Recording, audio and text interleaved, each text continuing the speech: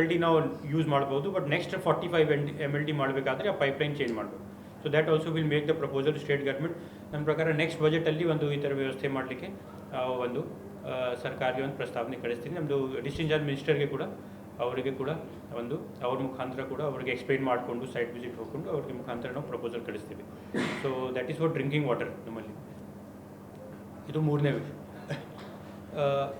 ಇದು ಮೂರು ಮೇಜರ್ ವಿಷಯ. ಬೇರೆ ಏನು ಸಣ್ಣ ಸಣ್ಣ ವಿಷಯ 2-3 ರೋಡ್ ನಾವು ನೋಡಿದ್ದೀನಿ ಎಲ್ಲೆಲ್ಲಿ ವೈಡ್ನಿಂಗ್ ಆಗಬೇಕು. ಆಮೇಲೆ ದೊಡ್ಡ ಸ್ವಲ್ಪ ರೋಡ್ಸ್ ತೊಗೊಳ್ತೀವಿ ನಾವು.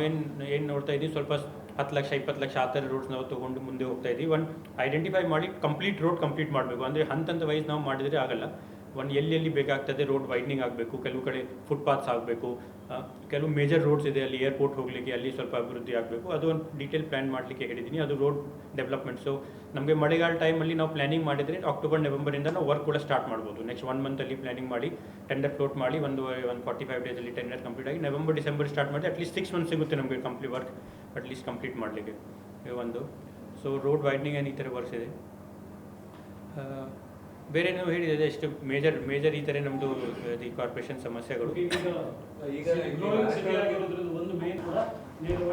ಸೊ ಅದೇ ಹೇಳ್ತೀನಿ, ಅದು ಏನಿದೆ. ಸೊ MOU ನಮ್ಮ 2008 MOU ಪ್ರಕಾರ ಅದು ನಮ್ಮ MSEZ ಅಲ್ಲಿ ಏನು MOU ನಾವು ಮಾಡಿದೆವು, ಆ MOU ಅಲ್ಲಿ ಈ 3 STP ಅಲ್ಲಿ ನಾವು ಕಾರ್ಪೊರೇಷನಿಂದ ಸೆಕೆಂಡ್ರಿ ಟ್ರೀಟ್ಮೆಂಟ್ ಮಾಡಿ ಆಮೇಲೆ ಎಲ್ಲ ಪೈಪ್ಲೈನ್ ಅವರು ಮಾಡಬೇಕಾಗಿತ್ತು. ಬಟ್ ಅವ್ರ ಹತ್ತಿರ ನಾವು ಮೊನ್ನೆ ಮೀಟಿಂಗ್ ಮಾಡಿದ್ರೆ ಫಂಡ್ ಇಲ್ಲ. ಸೊ ಆ್ಯಸ್ ಪರ್ ಅಗ್ರಿಮೆಂಟ್ ಅವ್ರಿಗೆ ಮಾಡಬೇಕು. ಅವ್ರು ಮೀಟಿಂಗ್ ಮಾಡಿ ಅವ್ರಿಗೆ ಡೈರೆಕ್ಷನ್ಸ್ ಕೊಟ್ಟು ನೀವು ಮಾಡಬೇಕು. But they has to be done by MSEZ ಅಲ್ಲಿಂದ ನಮ್ಮದು ಬೇರೆ STPs ಇಂದ ಟರ್ಶರಿ ಟ್ರೀಟ್ಮೆಂಟ್ ಮಾಡಿ ಅಲ್ಲಿಂದ ಸಪ್ಲೈ ಮಾಡಬೇಕು. ಬಟ್ ಅವ್ರದ್ದು ಫಂಡ್ ಶಾರ್ಟೇಜ್ ಇರೋದ್ರಿಂದ ಇದು ಆಗಿಲ್ಲ. ನಾವು ಒಂದು ಆ್ಯಕ್ಷನ್ ಪ್ಲ್ಯಾನ್ ಮಾಡಿದ್ದೀವಿ. ಸೊ ಆ STP ಇಂದ ನಮಗೆ 1 STP ಇಂದ ಈ ಥರ ಮಾಡಲಿಕ್ಕೆ 160 crore ಬೇಕಾಗ್ತದೆ. ಬಿಕಾಸ್ ಟೋಟಲಿ ಅಂಡರ್ಗ್ರೌಂಡ್ ಇದು ಮಾಡಿ. ಸೊ ಅಷ್ಟು ಫಂಡ್ ಎಲ್ಲಿಂದ ಬರುತ್ತೆ ಸ್ವಲ್ಪ ಯೋಚನೆ ಮಾಡಬೇಕಾಗ್ತದೆ. ಸೊ ವಿ ಹ್ಯಾವ್ ಕಾಲ್ಡ್ ಒಂದು ಮೀಟಿಂಗಲ್ಲಿ ಎಲ್ಲ ಇಂಡಸ್ಟ್ರಿ ಜೊತೆ ಒಂದು ಮೀಟಿಂಗಲ್ಲಿ MCF ಅಲ್ಲಿ ಒಂದು ಮೀಟಿಂಗ್ ಮಾಡಲಿಕ್ಕೆ ನೆಕ್ಸ್ಟ್ ವೀಕ್ ಮಾಡ್ತೀನಿ.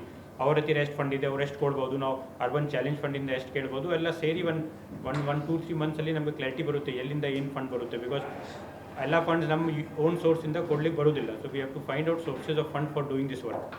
ಅವರು ಇಂಡಸ್ಟ್ರೀಸ್ ಒಪ್ಕೊಂಡಿದ್ರೆ ಅವರು ಮಾಡಿದರೆ ವಿ ಆರ್ ರೆಡಿ ಟು.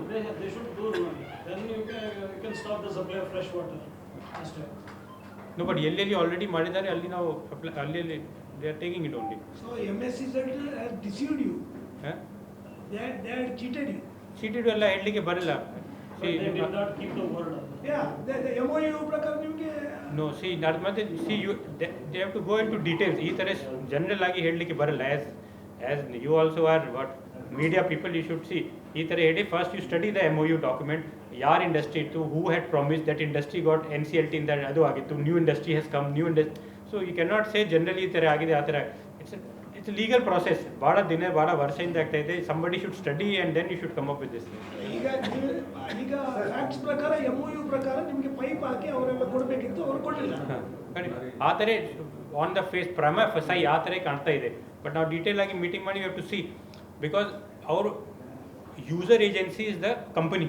ಆ ಕಂಪ್ನೀಸ್ ಒಪ್ಕೋಬೇಕು. ಆವಾಗ 10 ವರ್ಷ ಹಿಂದೆ ಯಾವ ಕಂಪ್ನಿ ಇತ್ತು ಅವರು ಹೋಗಿದ್ದಾರೆ. New companies have come. What is the requirement? If they require only 10 MLD not 20 MLD supply ಮಾಡಿದ್ರೆ ಆಗಲ್ಲ.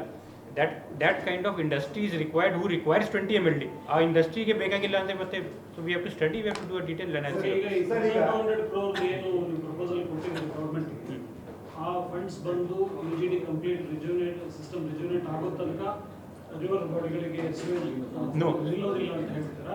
ನೋ ಅದೇ ಮತ್ತೆ ಸ್ಟಾರ್ಟಿಂಗಲ್ಲಿ ಹೇಳಿದ್ದೀನಿ. ನಾವು ಸೆಕೆಂಡ್ರಿ ಟ್ರೀಟ್ಮೆಂಟ್ ಪ್ಲಾಂಟ್ 1.5 ಕೋಟಿಯಲ್ಲಿ ಇಟ್ಟಿದ್ದೀವಿ. ಸೆಕೆಂಡ್ರಿ ಟ್ರೀಟ್ಮೆಂಟ್ ಮಾಡಿದರೆ ನಮ್ಮದು CPCB ಗೈಡ್ಲೈನ್ಸ್ ಪ್ರಕಾರ ನೀರು ಬರುತ್ತೆ. ಆಮೇಲೆ ನಾವು ನೀರು ಅಲ್ಲಿ ಬಿಡ್ತೀವಿ. ಸೊ ಅಲ್ಲಿ ಆಲ್ರೆಡಿ ಏರೇಟರ್ಸ್ ಆಗಿದೆ. ನಮ್ಗೆ 50 lakhs ಏನು ಶಾರ್ಟೇಜ್ ಇತ್ತು, ಆ 50 lakh ಇನ್ಸೆಂಟಿವ್ ಫಂಡಲ್ಲಿ ಕೇಳಿದ್ದೀವಿ. ನಾವು ಇನ್ಸ್ಟಾಲ್ ಮಾಡಿದರೆ ಆ ನದಿಯಲ್ಲಿ ಬಿಡಲಿಕ್ಕೆ ನಮಗೆ ಅವಕಾಶ ಸಿಗುತ್ತೆ. Because we will meet those basic standards in which ನಾವೇನಿಗೆ what we are saying is that ಎಲ್ಲ ನೀರು ನಾವು ಟರ್ಶರಿ ಮಾಡಿ ಇಂಡಸ್ಟ್ರಿಗೆ ಕೊಡಬೇಕು.